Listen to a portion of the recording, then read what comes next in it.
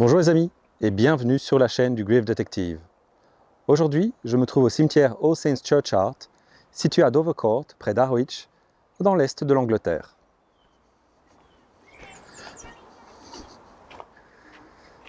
La tombe qui nous intéresse aujourd'hui est celle de Charles Fryatt.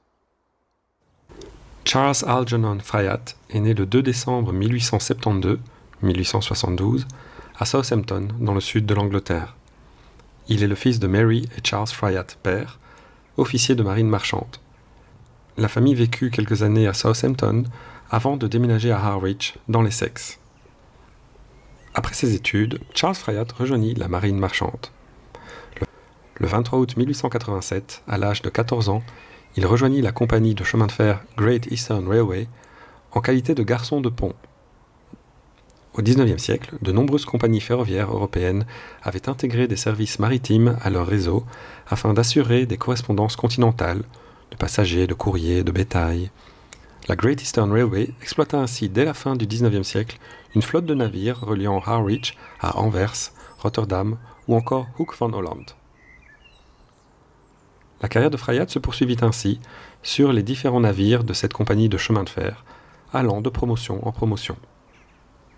Le 2 novembre 1896, il se marie à Kingston-upon-Hull, dans le nord de l'Angleterre.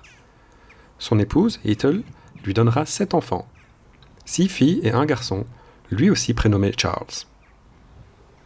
Charles Fryatt reçoit son premier commandement en tant que capitaine en 1913 sur le SS Colchester, navire où son père avait lui-même été officier par le passé.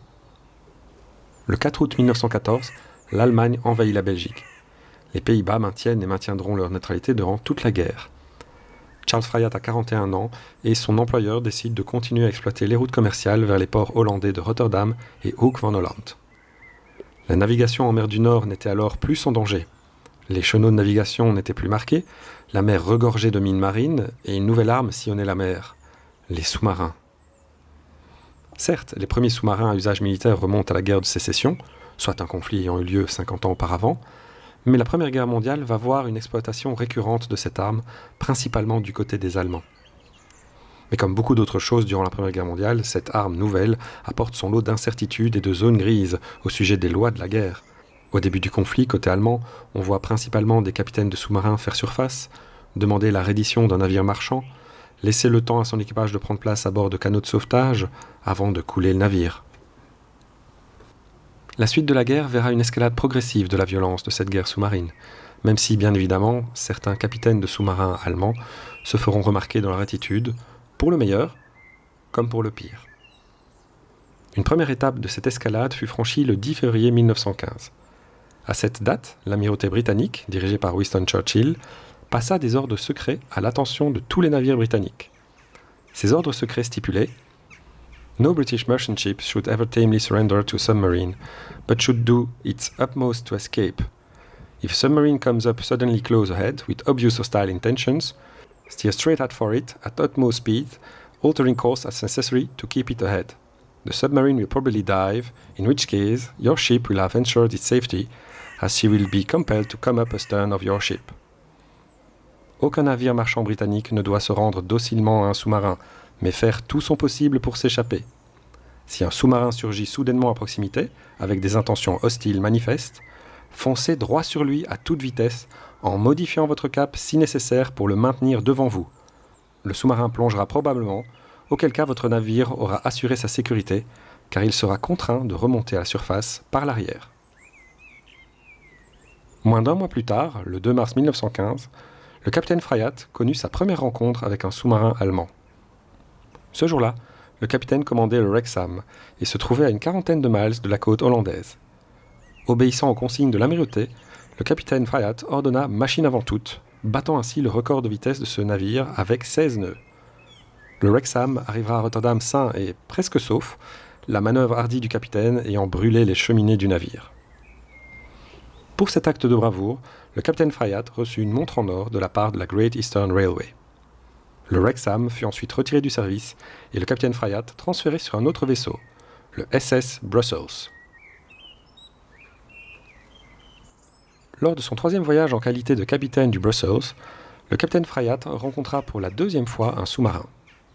Ce jour-là, le 28 mars 1915, son navire naviguait d'Harwich vers Hoek van Holland, lorsqu'à proximité de la bouée Meuse, un sous-marin allemand fut repéré.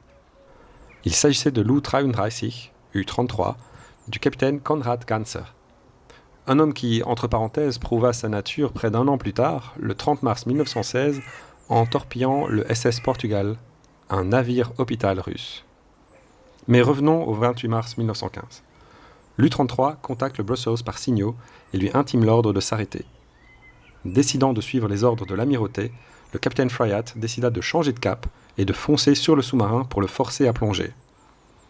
Un mois plus tôt, le 28 février 1915, un autre navire, le SS Tordis du capitaine John Bell, avait épronné et coulé un sous-marin allemand, devenant ainsi le premier navire civil à avoir coulé un sous-marin allemand durant le conflit. Cet événement a-t-il influencé Fryatt dans sa décision de foncer sur l'U-33 ? Impossible à dire. Ou bien le capitaine Fryatt a-t-il été influencé par Lord Claude Hamilton, président de la Great Eastern Railway ? En effet, en 1923, Lord Hamilton avait expliqué avoir ordonné à ses capitaines de bateaux de faire tous les efforts possibles pour épronner et couler les sous-marins allemands. Ici encore, impossible de connaître les causes ayant poussé Fryatt à foncer vers l'U-33. Quoi qu'il en soit, dans son journal de bord, le capitaine Fryatt indique qu'à 13h30, le sous-marin fut forcé de plonger et que son périscope est passé en dessous de la proue du Brussels. De retour à Harwich, Fryatt fut une fois encore loué pour sa bravoure et reçut une nouvelle montre en or, celle-ci offerte par l'amirauté et portant l'inscription « Presented by the Lords Commissioners of the Admiralty to Charles Algernon Fryatt, Master of the SS Brussels, in recognition of the example set by that vessel when attacked by a German submarine on the 28th of March 1915. » Présenté par les lords commissaires de l'amirauté à Charles Algernon Fryatt, capitaine du SS Brussels, en reconnaissance de l'exemple donné par ce navire lorsqu'il a été attaqué par un sous-marin allemand le 28 mars 1915. Les mois s'écoulèrent avec d'autres rencontres entre navires anglais et sous-marins allemands, tournant tantôt à l'avantage des Allemands, tantôt à l'avantage des Anglais, à la stupeur des Allemands, considérant ces tentatives d'éperonnage non pas comme une défense légitime d'un navire civil, mais comme un acte illégal de franc-tireur. La nuit du 22 au 23 juin 1916, le Brussels quitta le port d'Hoek van Holland en direction de l'Angleterre. Une fois au large, une fusée fut tirée depuis la côte, probablement pour signaler la présence d'ennemis dans le secteur. 12 miles à l'ouest de la bouée Meuse, un petit vaisseau fut détecté et se signala par la lettre S en morse. Le capitaine Fryatt était inquiet. Son second, William Hartnell, parcourant l'horizon nocturne à l'aide de jumelles. Le Brussels voyageait à toute vapeur, tout feu éteint. Et lorsque le petit vaisseau fut détecté, on ordonna l'allumage des feux de navigation durant une courte minute. 15 minutes plus tard, 5 navires torpilleurs allemands, dont le G101 et le G102, G101 et G102, entouraient le Brussels. Le capitaine Fryatt n'eut d'autre choix que de se rendre. Il détruisit les documents secrets ainsi que le courrier diplomatique et accueillit ensuite les marins allemands venant aborder son navire. Les Allemands ordonnèrent aux passagers de prendre place dans des canots de sauvetage et le Brussels fut ainsi amené au port de Zeebrugge et ensuite Bruges, où l'équipage du Brussels fut emprisonné dans l'hôtel de ville. Charles Fryatt et William Hartnell furent soumis à de nombreux interrogatoires durant 2 jours. Au 3e jour, l'équipage complet, à l'exception des stewardesses, fut envoyé au camp d'internement de civils de Ruhleben, près de Berlin. Les stewardesses, de leur côté, furent rapatriées en Angleterre.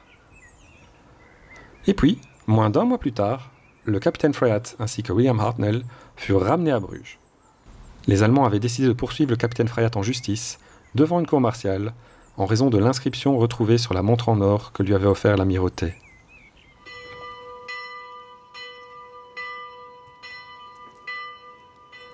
Le procès eut lieu le 27 juillet 1916 au sein de l'hôtel de ville de Bruges.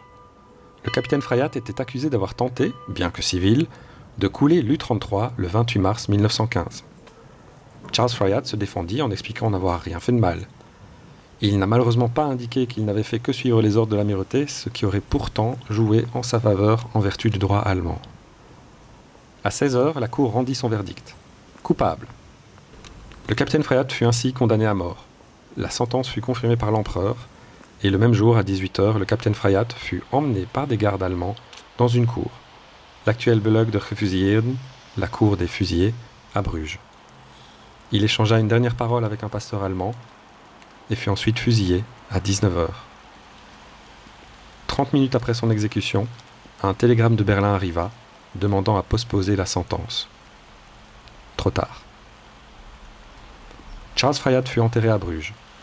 William Hartnell fut condamné à 4 ans de prison.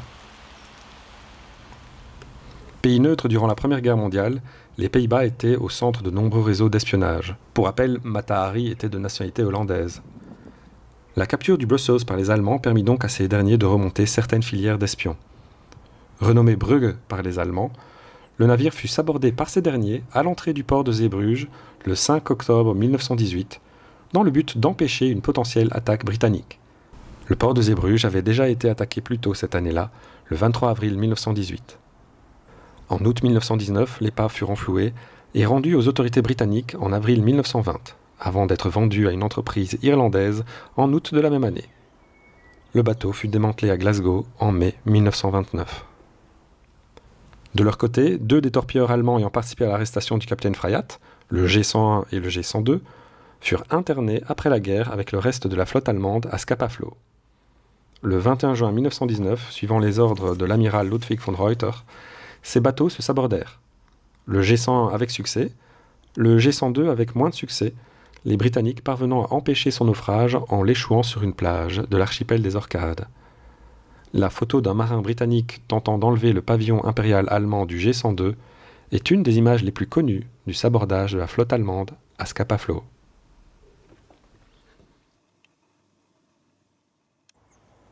L'exécution du capitaine Fryatt choqua le monde entier. Le capitaine n'avait fait que défendre son navire en suivant les ordres de l'amirauté et surtout, le sous-marin U-33 n'avait pas été coulé et était sorti indemne de sa rencontre avec le Brussels. D'ailleurs, son capitaine, Konrad Ganser, survécut à la guerre et mourut le 6 avril 1937. Accusés de meurtre par la communauté internationale, les Allemands étudièrent le cas du capitaine Fryatt, parmi d'autres cas, au sein d'une vaste commission juridique. La Kommission zur Untersuchung der Anklagen wegen völkerrechtswidriger Behandlung der Kriegsgefangenen in Deutschland. Commission chargée d'enquêter sur les accusations de mauvais traitement infligés aux prisonniers de guerre en Allemagne. Aussi appelée la Commission Schücking, du nom de son président Walter Schücking, un professeur de droit et pacifiste allemand. Dans le cas du capitaine Fryatt, cette commission confirma la sentence le 2 avril 1919.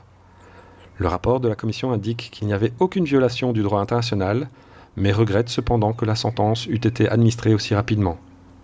À noter que 2 membres de cette commission, Edward Bernstein et Oskar Kohn, estimèrent au contraire que l'exécution du capitaine Fryatt avait été une atteinte sérieuse au droit international et un meurtre judiciaire inexcusable. Le 4 juillet 1919, 2 mois après le verdict rendu par cette commission en Allemagne, le corps du capitaine Fryatt fut exhumé et rapatrié en Angleterre. À son arrivée à Douvres le 7 juillet, le cercueil du capitaine Fryatt fut placé à bord du wagon numéro 132 de la compagnie de chemin de fer South Eastern and Chatham Railway. Le même wagon qui avait déjà transporté la dépouille d'Edith Cavell le 15 mai 1919 et qui transportera la dépouille du soldat inconnu britannique le 10 novembre 1920.